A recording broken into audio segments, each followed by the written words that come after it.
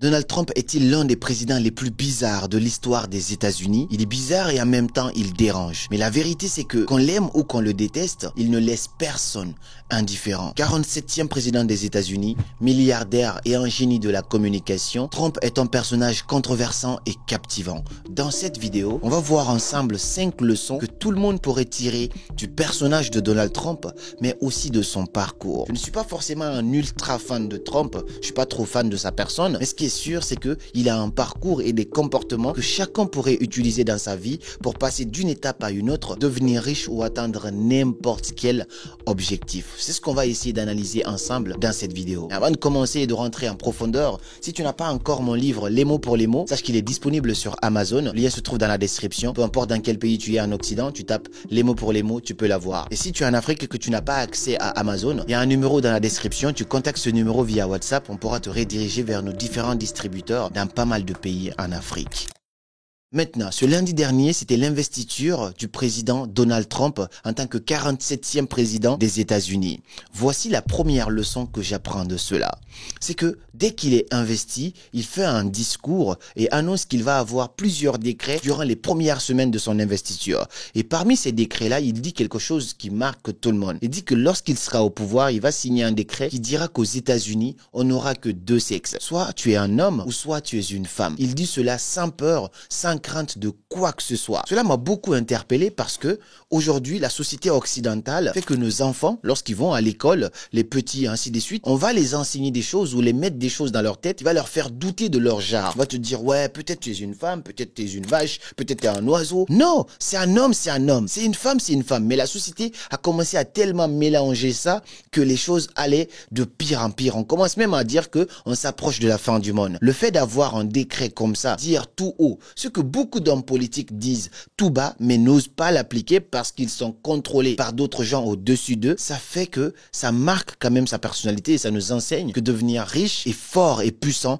c'est quelque chose de très important. Pourquoi je dis riche? Parce que c'est un homme riche et au-delà d'être riche, il est aussi puissant et il n'a pas peur de dire ce qu'il pense parce qu'il n'agit pas sous contrainte de l'argent ou d'être dirigé par quelque chose. Non, il dit ce qu'il pense parce qu'il y a personne au-dessus de lui qui va lui dire bah en fait si tu fais pas ça, tu n'auras pas ça. C'est pourquoi je dis même dans la politique africaine ou dans la politique de beaucoup de pays en Afrique pour les postes ministériels et ainsi de suite, mettez des gens au pouvoir qui sont riches déjà. Mettez des gens au pouvoir qui ont déjà leur entreprise, qui sont déjà bien. Parce que ces gens-là vont agir finalement pour l'intérêt du pays, pas forcément pour l'intérêt d'une poche en particulier. S'il n'était pas riche, s'il n'était pas multimilliardaire comme il est, forcément, ces choses-là, il n'aurait jamais osé dire ça parce que beaucoup de présidents sont obligés de suivre ça. C'est comme s'il y avait en fait une hiérarchie au-dessus qui aimerait bien envoyer la société dans ce sens de ouais, je suis peut-être un homme, je suis peut-être une femme. Tu es un homme, tu es un homme. Et tu es une femme, tu es une femme. Ça veut pas forcément dire que je suis là pour brander ça. Mais le fait d'oser affirmer ça haut et fort, ça veut dire que c'est un homme libre dans sa tête. Et on n'a pas beaucoup de présidents aujourd'hui qui sont libres. La clé, c'est de devenir riche,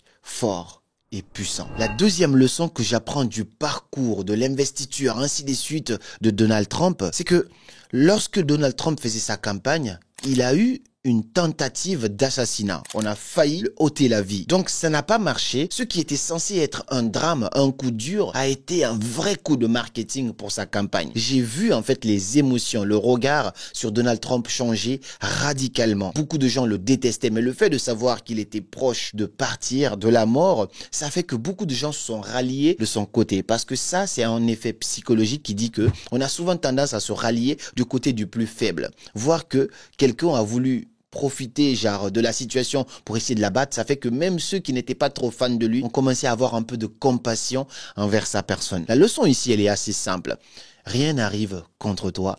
Tout arrive pour toi. Parfois, un événement que tu vas voir comme négatif peut s'avérer comme étant la plus belle chose qui devait t'arriver. Alors, je ne sais pas quelle situation tu traverses. Est-ce que actuellement tu as un échec dans ton business? Est-ce que tu as une rupture? Est-ce qu'il y a quelque chose qui ne marche pas? Et peut-être qu'il faut que tu passes par là pour que la vie t'ouvre en fait une opportunité incroyable pour transformer ta vie. Mais malheureusement, on ne voit pas ça instantanément. Lui, par contre, ça a été très spontané dans le sens où on l'a vu, ça aurait été quelqu'un d'autre, il aurait baissé sa tête ainsi de suite. Mais on voit des images où les gardes-corps essayent de le sortir de là. Lui, il sort encore sa tête avec le sang sur les oreilles, en train de brandir sa main de poignet en mode « nous allons vaincre ». Et ça a énormément joué en sa faveur. Ça, c'est la vérité. Ça veut dire profiter des opportunités, c'est-à-dire la vie te fait un cadeau. Tu veux sortir avec cette personne-là, la vie fait que non, ça ne marche pas. Tu veux lancer ça, ça n'a pas marché. Alors, transforme ce citron-là en limonade. Voici la clé. La troisième leçon que j'apprends du parcours de Donald Trump, c'est que Donald Trump sait s'entourer de bonnes personnes. Je ne vais pas forcément dire de bonnes personnes, mais de personnes influentes. Parce que je ne sais pas trop si Elon Musk, c'est quelqu'un de bien. Je ne sais pas si c'est une bonne personne. Mais tout ce que je sais, c'est que c'est quelqu'un d'influent, de fort, de riche. C'est l'homme le plus riche au monde. Donc le fait d'être puissant, d'être riche, et aussi de s'entourer d'hommes puissants, d'hommes riches, même de l'homme le plus riche au monde entier, qui est prêt à financer plus de 200 millions d'euros dans ta campagne présidentielle, forcément, ça fait que même si on ne t'aime pas, on a peur de toi, on te respecte. Seul un homme riche, c'est-à-dire Elon Musk aujourd'hui à son stade, peut déstabiliser tout un continent. On voit dans les médias de temps en temps où il dit un seul mot, où il fait un seul tweet sur un pays, il y a en fait déstabilisation de ce pays-là automatiquement. Ça, c'est l'influence de l'argent et aussi d'être à ce stade de vie. Le fait de s'entourer de personnes comme ça fait qu'on a peur de lui. Même si on veut penser quelque chose, même si on veut faire, on sait qu'il n'agit pas sous contrainte de l'argent. Et donc, il est prêt à agir et faire n'importe quoi. Et ça fait qu'il est entouré de fous aussi. Parce que Elon Musk, les gens le considèrent un petit peu comme quelqu'un de fou. C'est des gens qui n'ont absolument rien à chercher. Normalement, ils pourraient profiter de leur argent. Mais non, ils préfèrent se lancer dans la politique pour avoir des décisions sur comment ce monde-là devrait fonctionner. Le fait d'être entouré de personnes fortes comme ça fait que les gens le craignent. Des présidents le craignent. Les gens ont peur de lui. La leçon ici, elle est assez simple. Entourez-vous de personnes qui vous tirent vers le haut. Entourez-vous de personnes qui vous renforcent, pas des personnes qui vous rendent vulnérables. Peu importe, on dit que l'entourage est la clé, soit de ton succès ou soit de ta chute. Ton bateau, ça va être soit en fait les piliers pour le rendre solide sur les vagues, ou soit ça va être ceux qui va le faire couler. Dis-moi avec qui tu traînes, je te dirai qui tu es. Et il l'a bien compris, c'est pourquoi son vice-président, quelqu'un de très influent, quelqu'un de très puissant, quelqu'un de très riche, et son ministre Elon Musk qu'il va nommer, quelqu'un de très influent, ainsi de suite, qui est même prêt à financer sa campagne. Et ça nous enseigne beaucoup. La clé se trouve dans l'entourage. Qui tu connais parfois, c'est beaucoup plus important que ce que tu sais déjà. La quatrième leçon que j'apprends de l'histoire de Donald Trump ici, mais juste avant de te dire ça, sache que j'organise un webinaire gratuit ce mercredi 5 février, durant lequel je vais te partager quels sont les 3 secrets indispensables aujourd'hui à comprendre, la nouvelle méthode pour gagner en visibilité sur les réseaux sociaux, bâtir ton business et commencer à générer jusqu'à 5 000 € chaque mois de façon naturelle sans arnaquer personne. C'est un webinaire gratuit, mais les places sont toujours limitées parce qu'on ne peut accueillir que 500 personnes. Le lien se trouve dans la description de cette vidéo. Tu as juste à cliquer et t'inscrire et on se retrouve mercredi 5 février à partir de 20h. Et donc la 4e leçon que j'apprends du parcours de Donald Trump, c'est que c'est quelqu'un de très persévérant face à l'échec. Donald Trump, quand même, je suis pas fan, mais je sais qu'il a subi beaucoup d'échecs. Au-delà du fait qu'il a d'abord été président, ensuite il a échoué, et ensuite des attaques par-ci, par-là, des accusations, des jugements un peu partout. Ça aurait été quelqu'un comme moi, dans sa situation, je suis multimilliardaire, j'ai des hôtels, des trucs un peu partout, des avions, ainsi de suite. Prends ton argent avec ta famille, ta femme, tes enfants, tu vas dans une plage, tu achètes une île, posé là, tu vis la vie de tes rêves, tu organises des soirées, tu invites des présidents qui viennent passer du moment avec toi, normalement. Mais non, malgré toute la richesse, malgré tout ce qu'il a pu accomplir, c'est quelqu'un qui continue encore de persévérer, de même risquer sa vie, parce qu'on a vu qu'il a frôlé la mort ici, de même risquer sa vie pour atteindre un objectif. Dans la vie, on se rend compte que finalement, le but, c'est pas de gagner de l'argent, c'est vivre pour une mission. Martin Luther King disait que tant qu'un homme n'a pas trouvé ce pourquoi il est prêt à mourir, c'est qu'il n'est pas fait pour vivre. Et moi, dans cette condition-là, normalement, dans cette situation, on va tous se dire, mais pourquoi il prend pas son argent? Mais l'argent n'est plus la chose qui anime ces gens-là. C'est autre chose, c'est le pouvoir. Le fait de pouvoir diriger, le fait de pouvoir décider de comment le monde doit tourner. Parce que si tu as la tête des États-Unis d'Amérique, c'est un peu comme si tu détenais en fait le double de la clé de ce monde. Tu peux tourner ça comme ça et changer radicalement certaines choses, un peu comme la Russie aussi. Et ça nous pousse à comprendre que le but de la vie, c'est pas forcément l'argent, mais c'est d'avoir une mission vers laquelle on doit partir. Et quant à cette mission-là, ça fait que tu es inébranlable. Tout le monde a peur de toi. Parce que l'argent comme simple mission, ça ne suffit pas. Donc, ne pas abandonner face à l'échec. Et quand tu veux quelque chose, t'y vas. Même si tu es su combien d'échecs, t'y vas quand même. Parce que ça, c'est ta mission. Et la 5e leçon que j'apprends du parcours de Donald Trump, c'est que Trump est l'un des plus grands marketeurs que je n'ai encore jamais vu. Le nom Trump, c'est devenu en fait un branding, une marque. Pourquoi je dis ça? Dans le monde de l'influence, de la politique, de l'entrepreneuriat, peu importe, il y a une chose que vous devez éviter.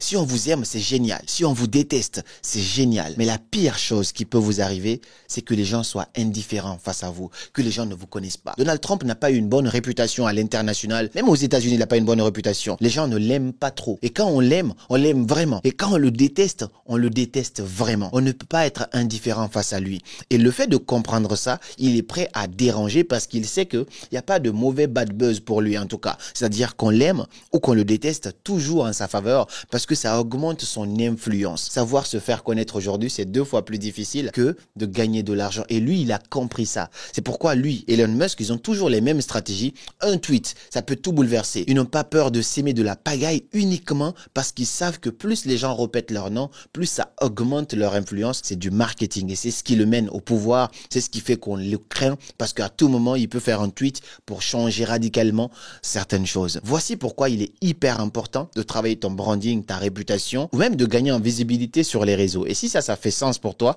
on est en webinaire ce mercredi 5 février où tu vas comprendre. Si tu es coach, créateur de contenu, tu peines à gagner en visibilité, tu veux comprendre comment on fait, comment j'ai fait moi pour passer de 0 à plus de 9 millions d'abonnés sur mes différents réseaux. Et le simple fait d'être connu, quels sont les business que tu peux lancer derrière ça, commencer à générer jusqu'à 5000 et 5000 c'est même pas énorme de ce que tu peux faire, mais je te le dis parce que dès le début tu peux déjà commencer à être à ce stade-là. Commencer à générer jusqu'à 5000 euros via les réseaux sociaux. Quelles sont les sources de revenus qui s'offrent à toi? Comment tu peux te servir de l'IA aujourd'hui pour transformer ta vie financièrement? Je te partage ça dans un webinaire gratuit. Beaucoup de gens se sont déjà inscrits. Les places sont limitées. Le lien se trouve ici. Dépêche-toi avant qu'il ne soit trop tard. Et puis après, si cette vidéo te plaît, n'hésite pas à la partager. Et dis-moi surtout quelle est la leçon que toi aussi tu apprends du parcours de Donald Trump. Est-ce que d'ailleurs tu es un fan de Donald Trump ou pas? Et qu'est-ce que tu aimes ou qu'est-ce que tu détestes dans la personnalité de Donald Trump? Partage-moi tout ça dans les commentaires. Et moi, je te dis à très bientôt pour de nouvelles vidéos. Et comme toujours, c'était Karamo. Suivez vos rêves. Ils connaissent le chemin.